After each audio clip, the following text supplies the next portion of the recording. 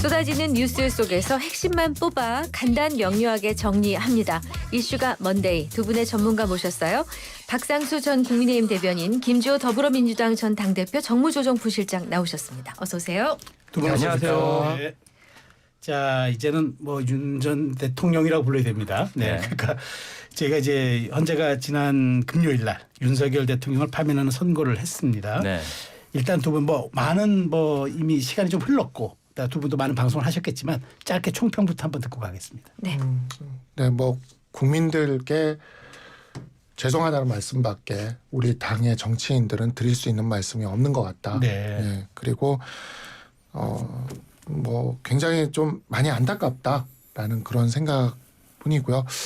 일단은 그럼에도 불구하고 이제 60일 앞으로 닥친 조기 대선, 이 대선에 대해서 우리가 포기하지 않고 네. 승리할 수 있도록 네. 당의 모든 힘을 모아야 된다. 그렇게 모으겠다라는 약속을 드리고 싶습니다. 네. 네, 한 12.3 내란 사태가 일어난 지 한 4개월 정도 지났는데요.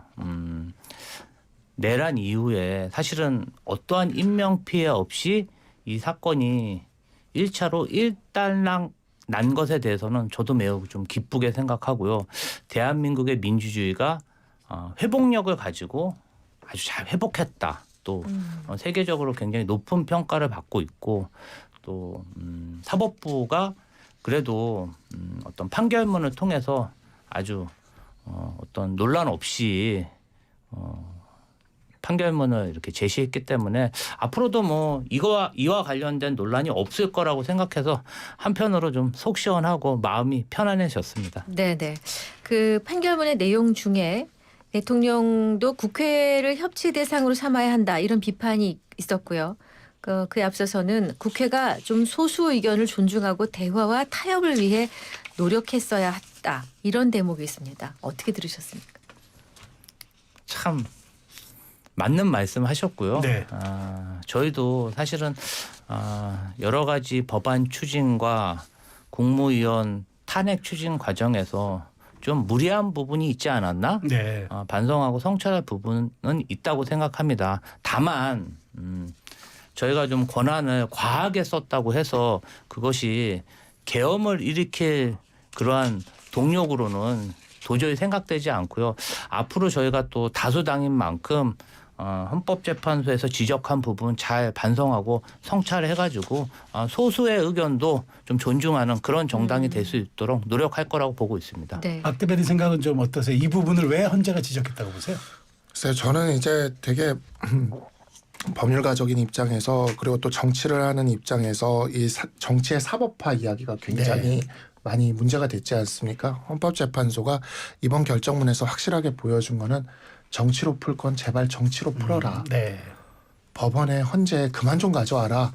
라는 그런 이야기를 여기서 한번 짚은 것 같아요. 그래서 저희가 이제 제가 천목회 단체 활동을 하면서 개헌특위를 우리가 만들어서 성낙인 전 서울대 네. 총장님을 모셔서 이렇게 말씀을 들었는데 그날 말씀 들은 것 중에 가장 인상적이었던 게 그것이었습니다. 그리고 저는 프랑스의 이원 정부제가 프랑스 헌법으로 그렇게 되는 줄 알았어요. 네. 그래서 우린 다 그렇게 알았죠. 왜냐하면 대통령이 뽑히고 의회 다수당이 다른 당이 되면 의회 다수당에서 총리를 뽑도록 하고 그리고 동거정부가 이루어지도록 하고 이것이 이제 법으로 그렇게 헌법으로 그렇게 되어 있는 줄 알았는데 프랑스는 그 미테랑 대통령 시절에 그런 상황이 펼쳐지니까 그냥 드골 헌법 그대로 있는 상태에서 여야가 합의를 해서 몇십 년째 그것을 그냥 하나의 관습으로 지켜오고 있었던 거예요. 그렇군요. 그러니까 헌법을 개정하지 않고 네. 그냥 여야 정치권이 협상으로 이것을 하나의 제도처럼 하고 있는 거라는 얘기를 하시더라고요. 네. 그러면서 우리가 개헌이라는 이야기를 하고 있지만 네. 뭐든 다 만물을 법으로 정하려고 할 게 아니라 정치권이 그렇게 협력을 해야 될 것을 해야 된다는 이야기를 그때 말씀을 해주셨는데 네. 제가 그게 마음에 계속 머리에 가슴에 계속 남더라고요. 이번 결정문도 사실 그런 이야기를 헌법재판관님들이 우리 정치권 양쪽 모두에게 그런 주문을 하신 거다라는 생각이 듭니다. 네. 일단 윤 전 대통령은 아직 관저에 머물고 있는 상황입니다. 언제쯤 사저로 가게 될지요. 아무래도 이게 그러니까 이사라는 거니까요. 맞아요. 네. 네. 경호 문제도 포함이 돼 있을 거고 이번 주 초가 될 거란 전망이 나오긴 했는데 혹시 들으신 거 있으세요?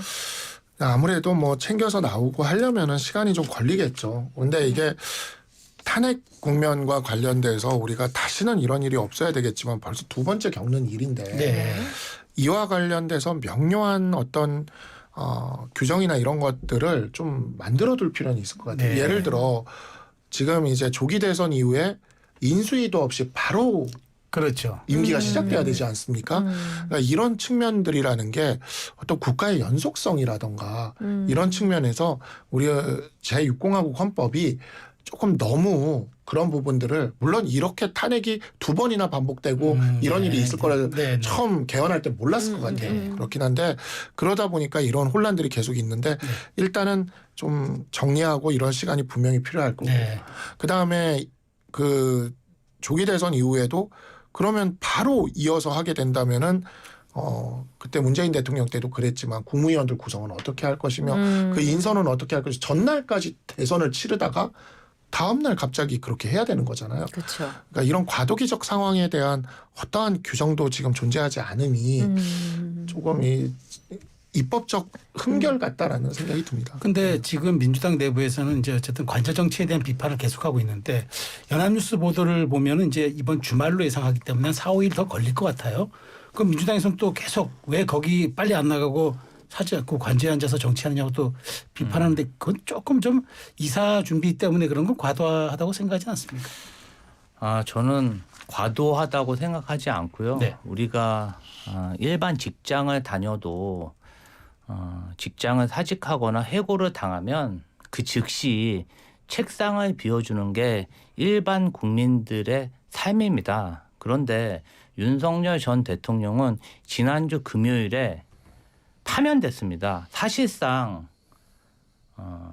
권한 없는 사람이 관저를 무단 점거하고 있는 상황입니다. 물론 토요일, 일요일 주말 동안에 이사를 해야 되니까 이삿짐을 쌀 시간도 필요하겠죠. 그럼 오늘쯤은 이사를 갔어야 마땅한데 오늘도 이사를 안 갔고 토요일에는 자신의 변호인단을 불러서 만찬을 했습니다. 또 일요일에는 나경원 의원을 불러서 독대 차담을 했습니다. 그런 것들이 다 국민의 세금으로 만찬이 제공되고 차담 장소가 제공되는 것인데요.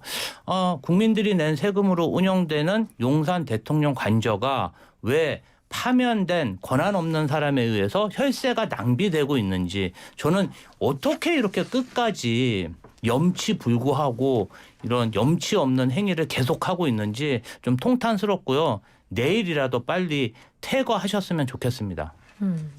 근데 뭐 탄핵을 찬성하셨던 국민도 많으셨고 반대했던 국민도 있으신데 반대한 국민들 입장에서 그 장해찬 전 최고가 지난 금요일 날 애도 기간이라는 게 좀 필요하지 않겠는가라는 얘기를 잠깐 했어요.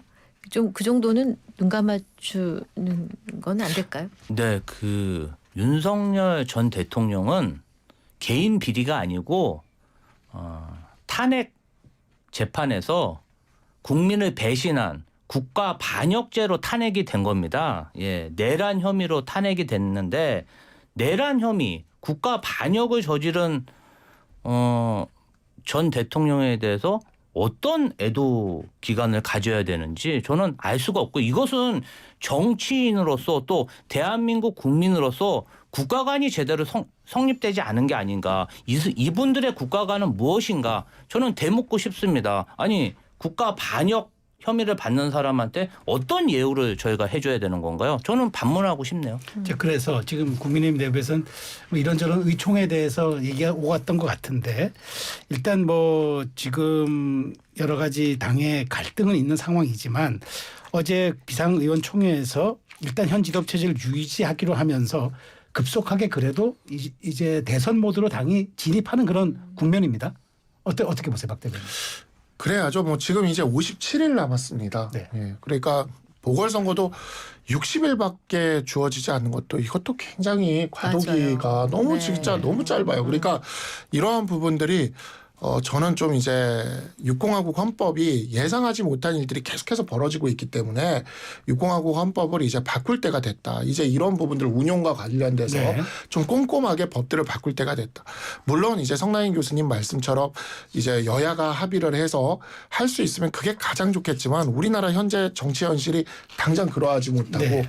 지금 김지호 부대변인님도 그 대변인도 말씀을 하시는 것처럼 그 대통령 관저에서 퇴거하는 것 저도 뭐 이게 뭐 한 달이 되고 이래야 되는 거는 맞지 않다고 생각합니다. 그렇지만 일주일 정도는 갑자기 나왔으면 조금 이거는 기다려줄 수도 있는 거라고 생각을 네. 하거든요. 그러니까 이런 여유 정치적인 어떤 그런 게 전혀 없는 상황에서 막 일들이 벌어지다 보니까 이게 수습이 되기도 되게 힘들고 국민들이 어쨌든 대한민국 국민으로 살아가야 되고 국민 통합이라는 것이 중요하지 네. 않습니까? 그 과정이라는 것을 만들어 나가는 그 시간 이런 것들이 너무 짧습니다. 다만 어쨌든 주어진 법은 법이니까 우리는 이제 57일 남았습니다. 57일 안에 네, 네. 대선을 치르기 위해 할 수밖에 없다. 이렇게 말씀드리겠습니다. 네, 하나만 더 여쭤볼게요. 그 어제 의총에서 이제 이른바 윤 대통령 탄핵에 찬성한 참탄파 의원들 향해 탈당을 하는 비판이 쏟아졌고 그다음에 탈당 요구를 받은 김상욱 의원은 내가 왜 징계 대상이야 윤 전 대통령 출당시켜야 한다고 얘기했는데 실제 권영세 비대위원장은 그렇게 박 대통령 출당시켜서 우리가 정치적으로 그렇게 얻은 게 뭐냐 하는 그런 얘기를 했어요. 그러니까 그렇게 절연을 한다고 절연이 되느냐 이 얘기를 오늘 한 것 같은데 지금 실제 당내에서 기류는 이 찬탄 반탄에 대한 것이 당의 일종의 대선 가도에까지 내용으로 간다고 보십니까? 그 내용이 이제 뭐 당내 경선에서는 다퉈지겠죠. 그래서 저는 사실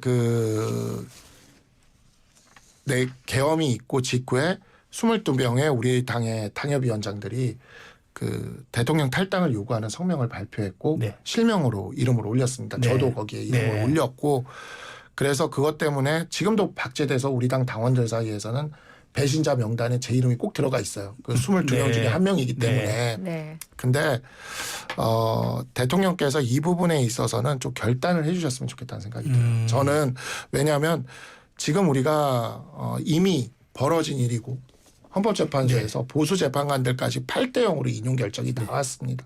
그러면 이것을 가지고 다투는 건 57일 뒤에 있을 우리 대선에 그렇게 도움이 될 수가 없어요.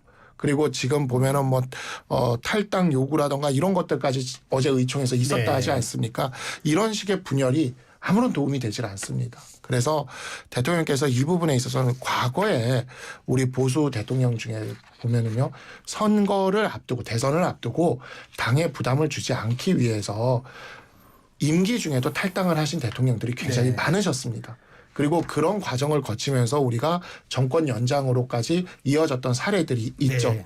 그렇기 때문에 당내에 이와 같은 논쟁, 더 이상의 그 무의미한 어떤 그러한 갈등을 종식시키기 위해서라도 그리고 다음 대선에서 우리가 승리할 가능성을 조금이라도 높이기 위해서라도 대통령께서 탈당을 결심을 해주시는 게 그게 맞다. 맞겠다라고 저는 지금 생각합니다. 자, 민주당이 오늘 오전 최고위원회의에서 국민의힘의 위헌정당 해산 사유까지 거론하면서 윤 전 대통령을 즉각 출당 조치하라 이렇게 촉구를 했습니다.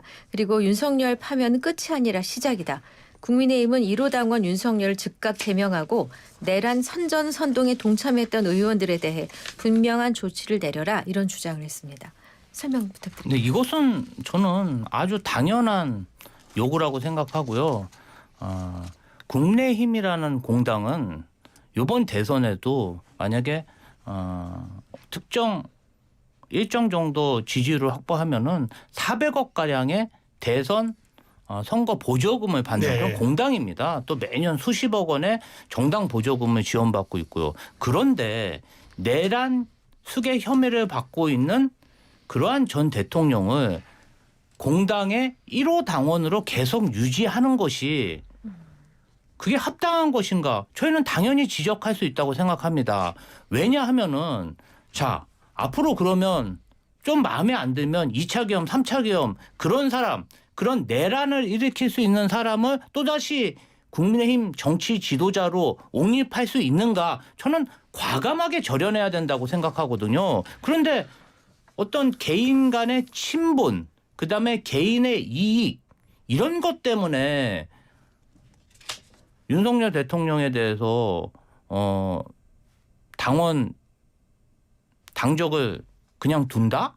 이거 도저히 이해할 수 없고요. 국민의힘은 그냥 사당이 아닙니다. 엄연히 국가의 지원을 받는 공당으로서 공사는 구분해서 처리해야 된다고 생각하고요. 뭐 물론 이제 저희가 얘기해도 국민의힘에서 제명하거나 출당하지 않으면 계속 당적은 유지되겠죠. 그러나 국민들이 냉정하게 심판해 주실 거라 믿고 있습니다. 그러면 이번 민주당의 선거 뭐 짧으니까 이렇게 대선 기간이 좀 짧고 지금 준비 기간도 없으니까 네. 바로 이번 그 계엄 심판이 바로 그러면 민주당의 선거 캠페인입니까? 구호입니까? 그것은 좀 아직 경선도 안 했기 때문에요.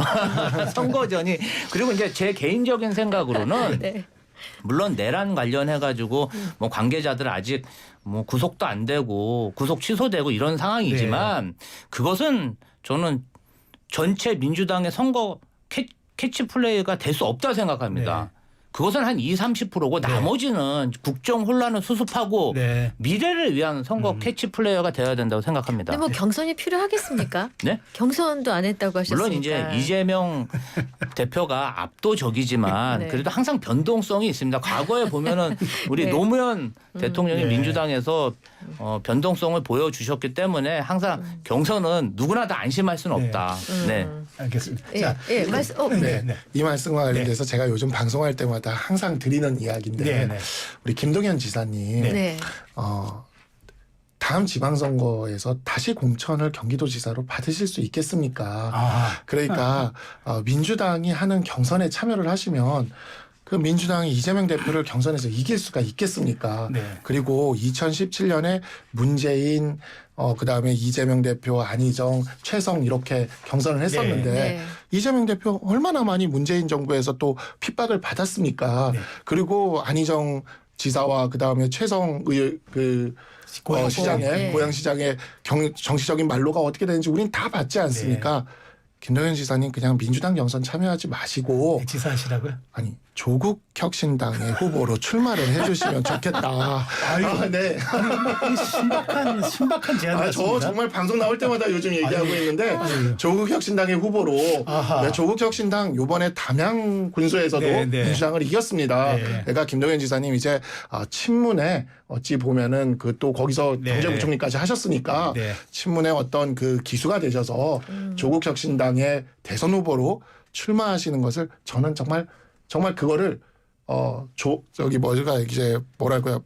하여튼 말씀을 드리고 제안을 싶습니다. 드리고 제안을 싶은데. 드리고 싶다. 그게 정말 좋을 것 네. 같다라고 말씀드리고 싶습니다. 근데 신박한 제안인데 어떻게? 아, 그냥 웃고 말지요라는 아니, 표정이신데요. 그런 건 아닌데요. 근데 이게 네. 조금 이제 저희 당 그 광역 단체장 얘기잖아요. 그런데 이제 이거 좀 이 알겠어요. 부분은 네. 조금 조국 혁신당도 그렇고 네. 박상선 대변인도 뭐 모르겠어. 국민의힘에 영입할 게 아니면 조금 조심하셔서 얘기할 거라고 생각됩니다. 예, 넘어가겠습니다. 네, 네. 예. 자, 파면 뒤에 윤 전 대통령이 이제 입장을 냈습니다. 파면 선고 있던 날 기대에 부응치 못해 죄송하다는 첫 번째 입장에 이어서 권영세 권성동 당 지도부가 관절을 예방한 자리에서 당 중심으로 대선 준비를 잘해서 승리하길 바란다 했고요. 어제는 그 탄핵 반대 단체죠. 국민변호인단 앞으로 보낸 메시지에 대통령으로서 내려왔으나 늘 여러분 곁을 지키겠다 이렇게 했습니다. 여기 이걸 어떻게 들으셨습니까? 일단 박범계 의원은 용납 못할 선동이다. 즉시 재구속할 이유다. 좀 센 발언을 했습니다. 네. 저는 그 탄핵 당시에 네. 낸 메시지만 듣고 윤석열 전 대통령이 탄핵 심판에 대해서 승복했구나 이렇게 생각했는데 그 다음에 낸 메시지를 보면서 윤석열 전 대통령은 전혀 달라진 게 없구나. 앞으로 무단 점거하면서 관저 정치 계속하고 그다음에 지지층 결집해가지고 네. 보수 유튜버를 하실 수도 있고 그리고 전국 방방곡곡 다니면서 선거운동 할 수도 있겠구나. 만약에 그것이 현실이 된다면 국민의힘의 대선 가도에는 거의 재앙에 가까운 악수가 될 것이다. 이렇게 예상해 봤습니다.